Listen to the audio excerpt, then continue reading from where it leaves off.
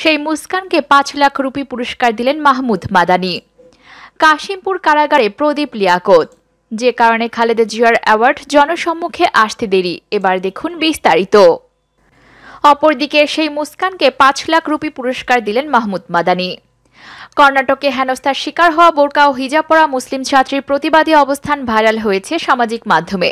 মুস্কান খান নামের ওই ছাত্রীর সাহসিকতার জন্য ৫ লাখ রুপি পুরস্কার দিয়েছে ভারতের নেতৃত্ব স্থানীয় সংগঠন জমিয়াতে উলামায়ে হিন্দ।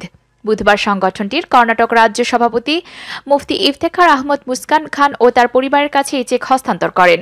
এর আগে রাতে জমিয়াতের সভাপতি মাওলানা মাহমুদ আসআদ মাদানি এই পুরস্কারের ঘোষণা দেন।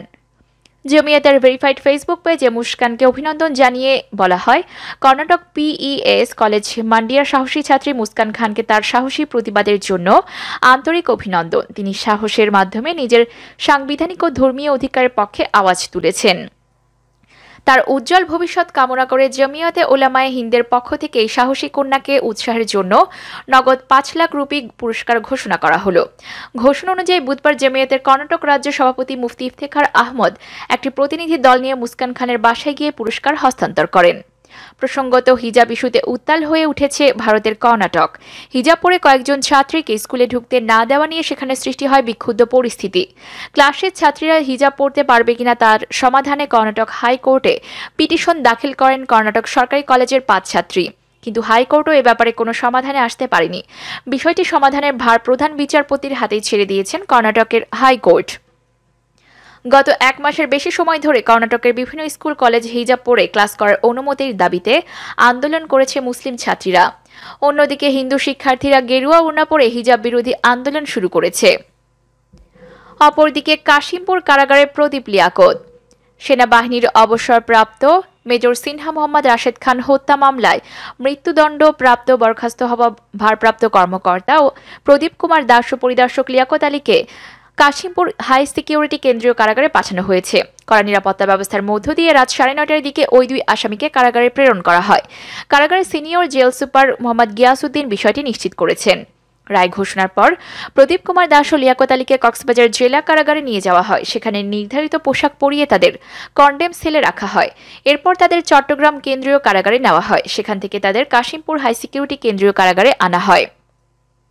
২০২০ সালের ৩১শে জুলাই ঈদুল আজহার আগের রাতে কক্সবাজার টেকনাফ মেইন ড্রাইভ সড়কের বাহারছড়া ইউনিয়নের শামলাপুর এপিবিএন চেকপোস্টে পুলিশের গুলিতে নিহত হন মেজর সিনহা।